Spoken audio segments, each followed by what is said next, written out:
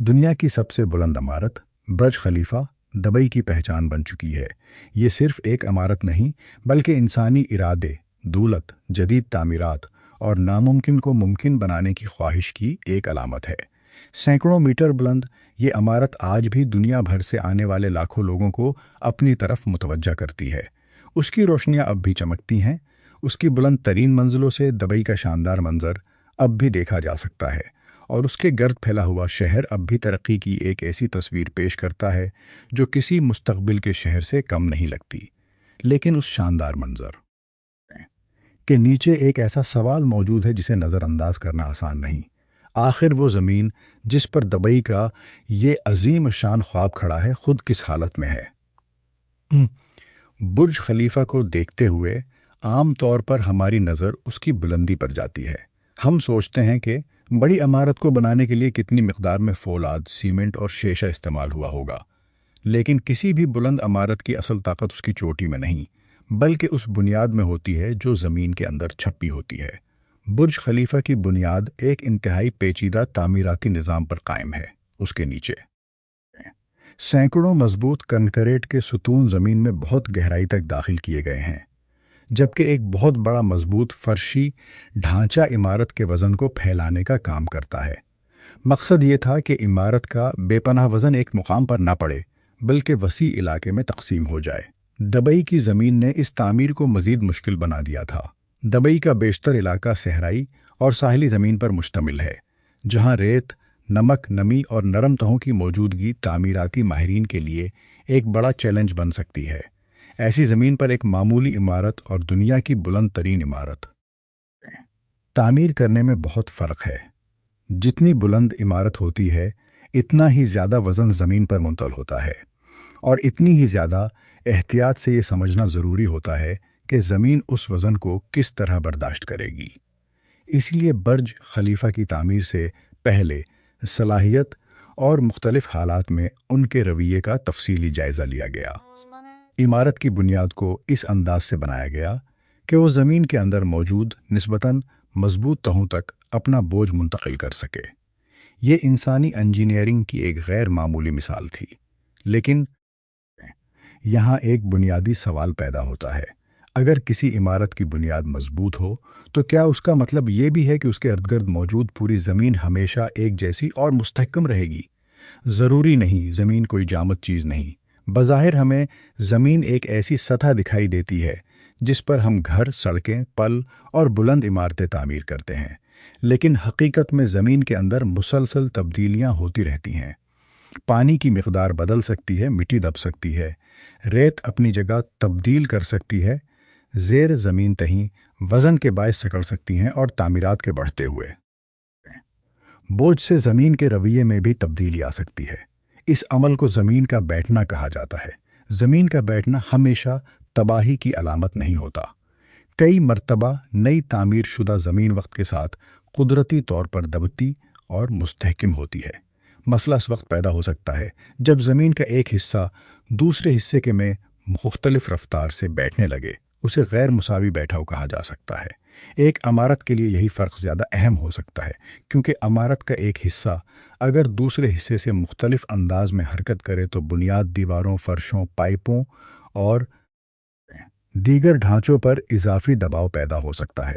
Dubai کی ترقی نے اس سوال کو مزید اہم بنا دیا ہے۔ گزشتہ کئی دہائیوں میں دبئی نے جس رفتار سے ترقی کی، اس کی مثال دنیا میں بہت کم ملتی ہے۔ جہاں کبھی وسیع عمارتیں، شاہراہیں، رہائشی منصوبے، تجارتی مراکز، مصنوعی جزیرے اور وسیع و عریض بنیادی ڈھانچہ موجود جو مسلسل پھیلتا رہا، ایک ایسا شہر جو مسلسل پھیلتا رہا، اس کے ساتھ زمین پر پڑنے والا مجموعی بوجھ بھی بڑھتا گیا۔ اس کے علاوہ پانی بھی ایک اہم عنصر ہے۔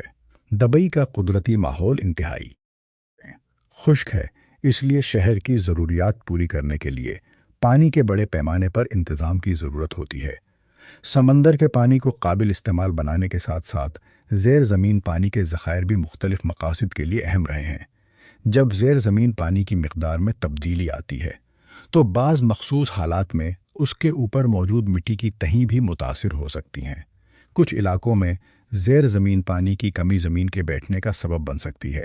اگرچہ ہر علاقے میں اس عمل کی نوعیت اور شدت مختلف ہوتی ہے۔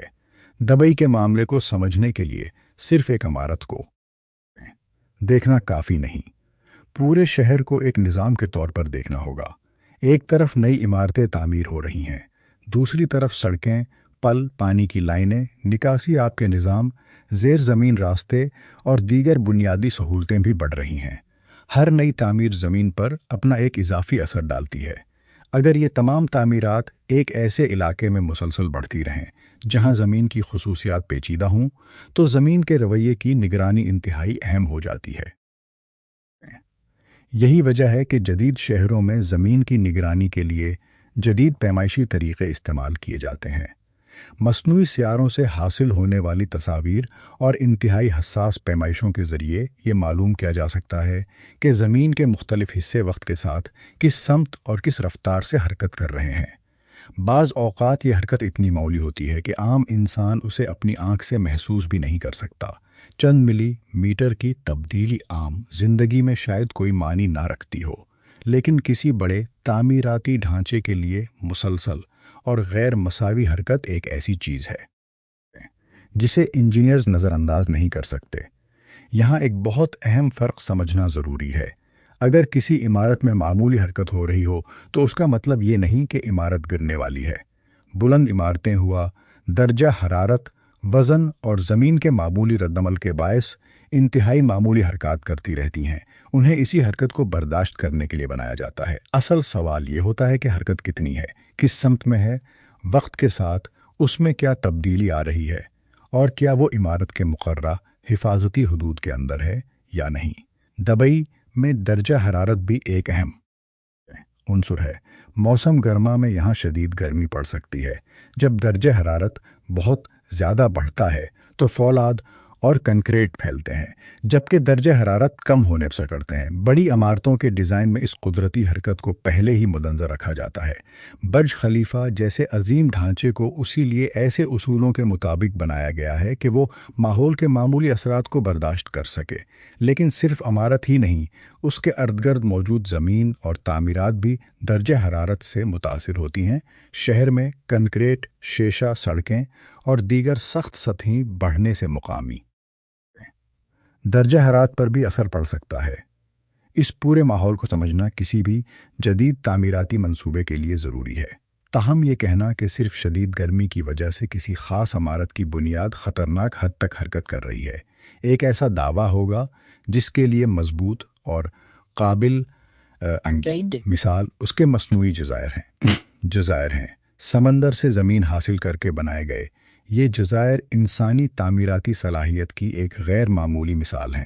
سمندر سے ریت نکالی گئی، اس سے مخصوص جگہوں پر جمع کیا گیا، زمین کی شکل بنائی گئی اور پھر اس پر رہائشی اور تفریحی منصوبے تعمیر کیے گئے۔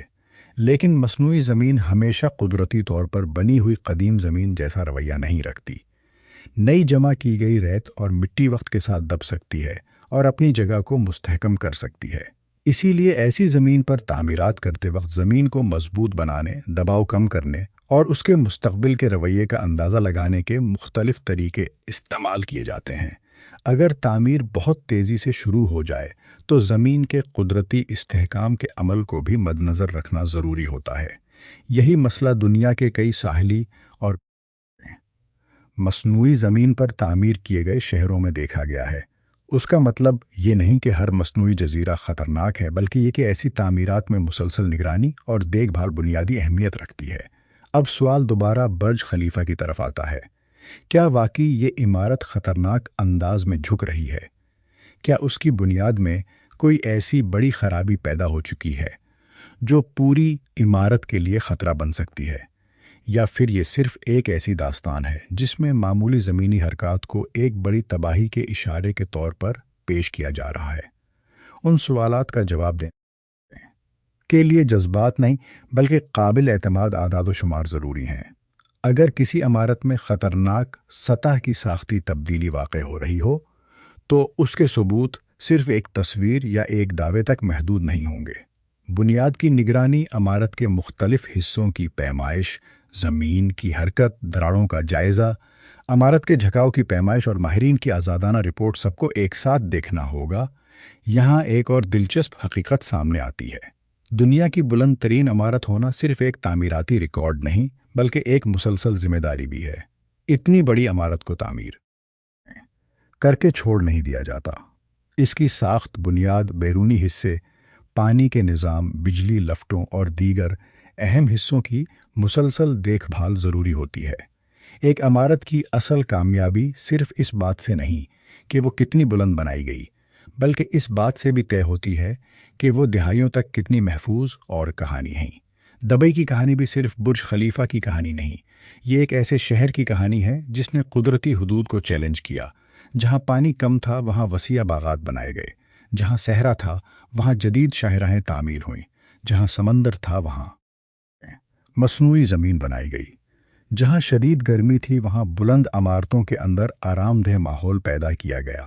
یہ سب انسانی ذہانت اور وسائل کی طاقت کی مثالیں ہیں، لیکن قدرتی ماحول کو مکمل طور پر شکست دینا ممکن نہیں۔ انجینئرنگ قدرتی مسائل کو سمجھ کر ان کے ساتھ کام کرتی ہے۔ ہر تعمیر اپنے ماحول سے متاثر ہوتی ہے۔ یہی وجہ ہے کہ کسی بھی شہر کی ترقی کے ساتھ اس کی زمین، پانی اور بنیادی ڈھانچے کی نگرانی بھی اسی رفتار سے بڑھنی چاہیے۔ دبئی کے بارے میں سب سے دلچسپ سوال شاید یہ نہیں کہ برج خلیفہ جھک رہا ہے یا نہیں۔ اصل سوال یہ ہے کہ ایک ایسا شہر جو مسلسل تعمیر اور توسیع کے ذریعے اپنی شناخت بناتا ہے، وہ اپنی زمین کی طویل مدتی تبدیلیوں کو کس طرح سنبھالتا ہے۔ اگر نئی عمارتیں بنتی رہیں، نئی سڑکیں آتی رہیں، نئے جزائر بنائے جاتے رہیں اور آبادی بڑھتی رہے تو زمین پر مجموعی دباؤ بھی بڑھتا جائے گا۔ ایسے میں کامیابی کا انحصار صرف نئی عمارت بنانے پر نہیں بلکہ موجود کی مسلسل نگرانی پر ہوگا، اور یہی وہ مقام ہے جہاں برج خلیفہ ایک علامت بن جاتا ہے۔ یہ عمارت شاید خود کسی بڑے خطرے کی علامت نہ ہو، لیکن یہ ہمیں ایک بنیادی حقیقت ضرور یاد دلاتی ہے۔ انسان آسمان کی طرف جتنی بلندی تک چاہے تعمیر کر سکتا ہے، مگر ہر عمارت کی بنیاد آخر کار زمین ہی پر ہوتی ہے۔ ہم شیشے اور فولاد سے آسمان کو چھو سکتے ہیں، مگر زمین کے قوانین کو ختم نہیں کر سکتے۔ دبئی نے دنیا کو دکھایا کہ دولت، ٹیکنالوجی اور انجینئرنگ مل کر صحرا کو ایک عالمی شہر میں تبدیل کر سکتے ہیں۔ لیکن مستقبل کا اصل امتحان شاید مزید بلند عمارت بنانا نہیں ہوگا۔ اصل امتحان یہ ہوگا کہ پہلے سے بنائے گئے اس عظیم شہر کو آنے والی دہائیوں تک کس طرح مستحکم، محفوظ اور پائیدار رکھا جاتا ہے۔ برج خلیفہ آج بھی اپنی جگہ کھڑا ہے۔ اس کی بلند ترین منزلیں آج بھی آسمان کو چھوتی ہیں، اس کی روشنی آج بھی رات کے دبئی کو روشن کرتی ہیں، لیکن اس کے نیچے موجود زمین ہمیں ایک خاموش سبق دیتی ہے۔ ہر عظیم عمارت کی ایک حد ہوتی ہے، اور ہر شہر کی ترقی کے ساتھ ایک ذمہ داری بھی آتی ہے۔ آخر میں سوال یہ نہیں کہ انسان کتنی بلندی تک پہنچ سکتا ہے، سوال یہ ہے کہ وہ اپنی بنیاد کو کتنی اچھی طرح سمجھتا ہے، کیونکہ عمارت جتنی بلند ہو، بنیاد کی اہمیت اتنی ہی زیادہ ہوتی ہے۔ اور اگر کسی شہر نے اپنی پوری شناخت بلندی، رفتار اور مسلسل توسیع پر قائم کی ہو، تو سب سے اہم چیز وہی بن جاتی ہے جو آنکھوں کو نظر نہیں آتی۔